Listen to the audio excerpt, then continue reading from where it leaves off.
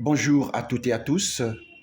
Très ravi de vous retrouver dans ce nouveau numéro où nous allons parler de la relève.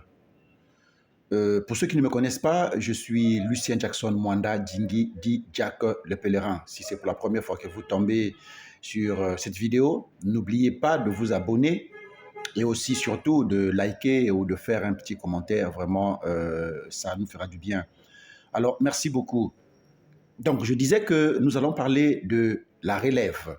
La relève. La relève est très importante. Je dis bien la relève est très importante parce que dans la plupart des temps, nous remarquons que dans nos sociétés, surtout africaines, dans nos pays, quand vous voyez quelqu'un, un homme d'affaires surtout beaucoup plus, quelqu'un qui était dans les affaires, un entrepreneur, mourir, vous remarquez que dès que cette personne-là meurt, son entreprise aussi meurt avec lui. Ça veut dire que quelque temps après, l'entreprise disparaît. Donc, ça veut dire que l'entreprise, là, pour exister, il faudrait que la personne, là, soit là. Alors, c'est la chose la plus, je peux dire, dangereuse. Et c'est pas bien. Parce que si la société doit disparaître après la mort du PDG, si vous voulez, du promoteur, du patron de cette entreprise, simplement parce que la personne, dans son vivant, n'a pas eu le temps de préparer la relève, de préparer une personne qui allait prendre cette entreprise-là, qui pouvait diriger cette entreprise-là à son absence. Et c'est la chose la plus déplorable, je peux dire, très difficile que nous remarquons dans nos sociétés. Dès que la personne meurt, s'il avait une entreprise, s'il avait des activités, vous allez voir qu'après ces activités-là, tout disparaît juste après lui. Pourquoi ça? Simplement parce que la personne dans son vivant n'a pas pensé préparer une personne qui allait prendre cette entreprise derrière lui. Vous êtes un entrepreneur, vous êtes un homme d'affaires, vous êtes un commerçant. Pendant que vous êtes autour de travailler, vous avez des gens tout autour de vous. Surtout pour une personne qui est mariée, un père de famille. Vous avez votre épouse qui est là, votre femme. Vous avez vos enfants qui sont là, parfois qui ont déjà même grandi. Mais vous allez remarquer que la personne est là. C'est elle-même qui fait tout. C'est un monsieur qui a confiance à personne. Ça veut dire que vous pensez qu'il n'y a que vous qui pouvez faire. Il n'y a que vous qui êtes en mesure de faire tout ce que vous faites. Il n'y a que vous. Quand vous n'êtes pas là, rien ne peut marcher. Vous ne pouvez pas penser prendre une personne formée, prendre quelqu'un, que ce soit votre épouse qui doit être à vos côtés. Tout ce que vous faites, vous devez lui montrer. Regarde comment on fait. Regarde, regarde, regarde. Que ce soit un enfant que vous allez prendre, que vous allez former. Parce qu'il faudrait qu'il y ait quelqu'un de confiance, une personne avec qui tu dois en quelque sorte comme partager les secrets de ton entreprise, comment tu fonctionnes, de ton commerce, comment tu fais. Il faudrait que cette personne-là soit capable. Et n'attendez surtout pas, parce que la relève, ne pensez pas qu'il faudrait que vous mourrez avant qu'une autre personne vous remplace. Non, acceptez d'être remplacé pendant que vous êtes encore en vie. C'est la meilleure des choses. Pourquoi? Parce que quand vous acceptez d'être remplacé pendant que vous êtes en vie, vous avez la capacité de diriger, de corriger, d'orienter la personne qui vous remplace. Mais quand vous n'êtes plus là et que la personne reste alors qu'il n'a jamais, vous ne l'avez jamais initié, il ne sait pas ce qu'il faut faire et qu'il vous relève juste parce que vous n'êtes plus là, en fait, vous êtes mort, ça sera très difficile pour lui de continuer, de diriger cette entreprise-là comme vous-même. Et c'est ça la chose la plus difficile. Vous remarquez une personne qui pense, il croit tellement en lui. Il pense qu'il n'y a que lui qui connaît, il n'y a que lui qui peut bien faire. Non, les enfants, c'est vrai, mes enfants sont là, ben, ils ne connaissent absolument rien. Quand on leur donne quelque chose, ils ne peuvent pas faire comme moi-même. Oui, c'est vrai. Mon épouse, oh, surtout celle-là, elle ne peut rien faire. Peut-être que tu as raison. Mais ne pensez pas que quand vous faites bien, ça veut dire que vos enfants forcément doivent faire comme vous.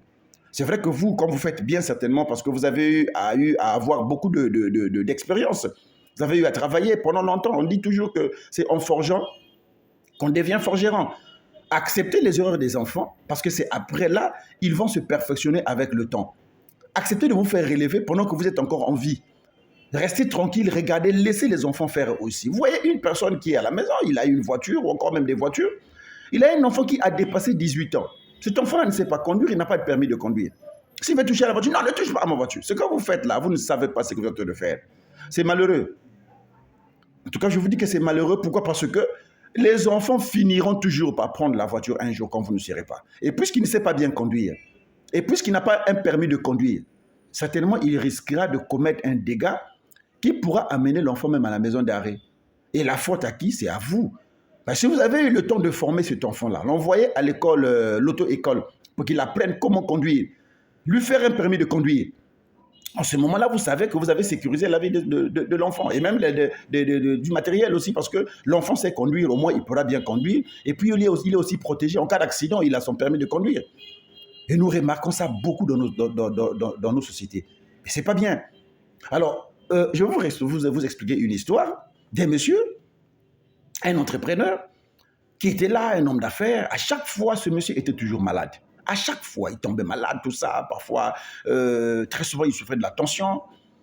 Et parfois, c'est l'estomac, tout ça, à tout moment. Et, les stress, ainsi de suite, tout ça. Et à un moment, à chaque fois, il partait voir le médecin, tout ça. Le gars a dépensé beaucoup d'argent. C'est quelqu'un qui avait beaucoup d'argent. Voyager même à l'étranger pour aller se faire traiter. Il y revient, tout ça, c'est la même chose. Jusqu'à ce qu'un jour, le médecin lui a dit, bon, moi, je trouve que ton cas là est un peu compliqué, difficile. C'est mieux pour toi de consulter un psychiatre. Parce que je vois que c'est comme si c'est un problème spirituel et tout.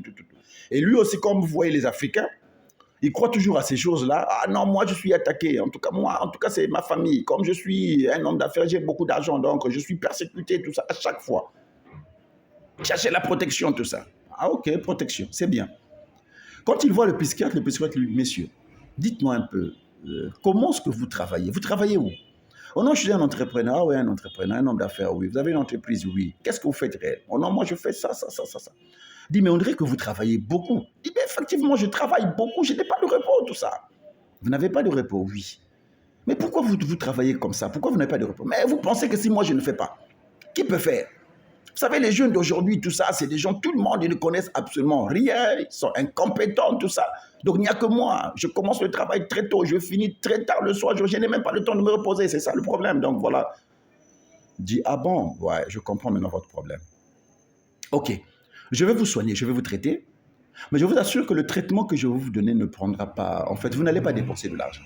Vous n'allez presque rien dépenser. Et, ah, le gars, monsieur, j'ai dépensé beaucoup d'argent, tout ça. Si vraiment vous pouvez me traiter, ça sera une bonne chose. Ok, moi, je vous rassure que je vais vous traiter. Et vous n'allez pas dépenser beaucoup d'argent. Vous n'allez rien dépenser du tout. Pourvu que vous respectez seulement le traitement que je vais vous donner. Pourvu que vous respectez. Dis, je vais respecter le traitement. Parce que tu vois, ma vie, il dépend. Donc, je ne peux rien. Je vais respecter le traitement. Il dit, c'est un traitement qui nécessite le courage pour, en fait, exécuter et respecter. Il dit, il n'y a pas de problème, je le ferai. Le gars lui dit, ok.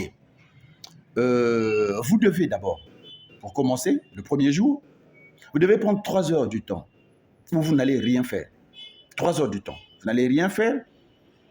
Et ce que je vais vous demander dans les 3 heures du temps là, vous prendrez 2 heures où vous ne ferez que vous promener. Vous promenez sans rien faire.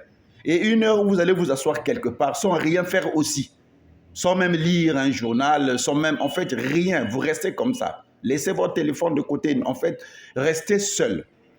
Et où est-ce que vous allez partir finalement? Dans un cimetière, le plus grand cimetière de la ville. Allez dans ce cimetière, la journée bien sûr.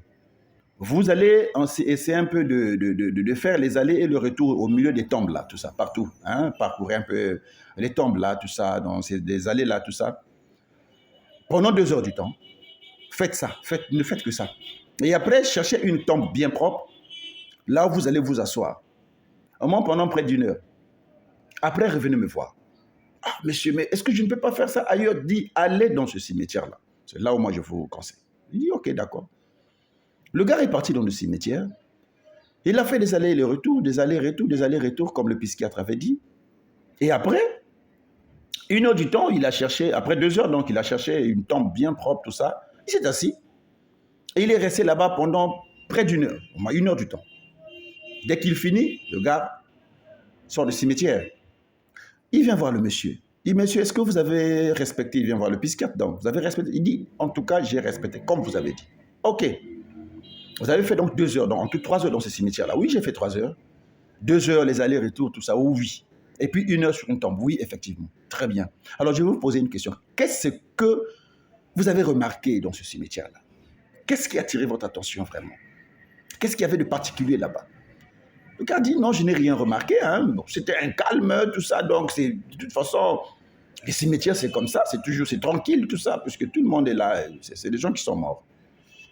Il dit, c'est ce que je voulais que vous puissiez m'aider. C'est la chose la plus importante.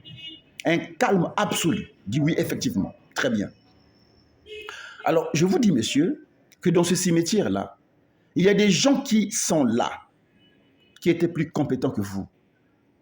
Il y a des gens qui sont là, qui étaient plus courageux, plus motivés que vous, qui étaient plus forts que vous. Eux aussi croyaient comme vous que le jour où eux ils ne seront plus là, ce monde-là peut-être va disparaître. Personne ne pourra faire comme eux. Est-ce que vous voyez? Donc ils se sont donné du mal pendant leur vie. Ils n'ont pas même eu le repos. Ils n'ont pas pu se reposer quand ils étaient en vie. Parce qu'ils pensaient que tout ce que je fais, il n'y a que moi qui peux le faire. Il n'y a personne qui peut faire ça comme moi. Et du coup, ils n'ont pas eu de relève, certainement, d'autres. Et parfois, c'est ce travail-là, c'est ce stress-là, c'est ce manque de repos-là qui les a précipités dans ma tombe. Mais malgré qu'ils sont là-bas, ils sont tranquilles. Est-ce que vous les avez entendus parler? Non. Vous les avez entendus faire quelque chose? En tout cas, rien. Est-ce que vous voyez? Mais est-ce que le monde ne fonctionne plus normalement? Non, ça fonctionne toujours très bien. Donc vous aussi, vous vous faites du mal pour rien. Vous pensez que tout ce que vous faites là, il n'y a que vous qui pouvez le faire. C'est bien. Mais je vous assure que c'est ça, votre travail là va vous précipiter dans la tombe et le monde va continuer à fonctionner correctement. Si vous pensez que personne ne peut vous remplacer, je vous assure que le jour où vous ne serez plus, le monde va continuer à fonctionner comme il a toujours fonctionné. Faites très attention. Donc votre maladie, tout ce que vous souffrez là, c'est parce que vous n'avez pas de repos. Reposez-vous. Faites-vous relever. Cherchez quelqu'un qui doit vous relever obligatoirement. Vous verrez que tout ça va disparaître. Vous n'êtes pas attaqué, vous n'êtes pas suivi, c'est le stress. Vous n'avez pas de repos. Et ce n'est que normal. Donc ça veut dire que s'il y a un sorcier, c'est toi-même le sorcier de ta vie. Le gars là est resté tranquille, il a dit, ouais monsieur, j'ai compris. Et depuis ce jour-là, il était obligé de chercher quelqu'un qui l'a formé, qui pouvait le remplacer et il a pris le repos, tout ça, le stress, l'estomac, les histoires de tension, tout ça, disparu. Et le gars était totalement guéri. Vous voyez un peu? Il y a beaucoup de choses, je me souviens, peut-être pour ceux qui ont suivi ce scénario du vieux Cabas, pour ceux qui connaissent le vieux Cabas, Kabandouli qui est ce grand, il faut dire, comédien de notre pays, humoriste. Quand on lui pose la question, quand il était devant ses prostituées, là on lui pose la question, mais comment va votre femme, votre épouse, votre femme? Comment elle va? Oh ma femme, oh, elle déconne. Et mais vos enfants, tout ça. Oh mes enfants, mais c'est des crapules, impolis et tout. Vous voyez? Donc ça veut dire que la meilleure personne c'est lui. La femme déconne, les enfants des crapules, impolis. Donc la vraie personne, la meilleure c'est lui. Et vous connaissez sa fin. Comment est-ce que ce gars-là a fini? En traitant sa femme qui déconne et puis en traitant ses enfants de crapules impolis. C'est lui l'homme intelligent. Vous savez comment était sa fin. Et vous aussi, monsieur, à partir d'aujourd'hui, si vous vous comportez comme ça, si vous pensez qu'il n'y a que vous, vous ne voulez pas vous faire élever, vous avez des enfants qui sont là, qui ont grandi, qui peuvent aussi, en temps normal, vous donner du repos. Laissez-les travailler, reposez-vous. De toute façon, vous finirez par mourir un jour. Et tout ça, ça va rester. Et si vous n'avez pas eu le temps de les préparer, ça disparaîtra tout ça. Personne ne pourra assurer la relève. Et vous comprendrez par là que vous avez fait un travail inutile. Merci beaucoup, mes frères. Et mes sœurs, vous et nous dans un nouveau numéro.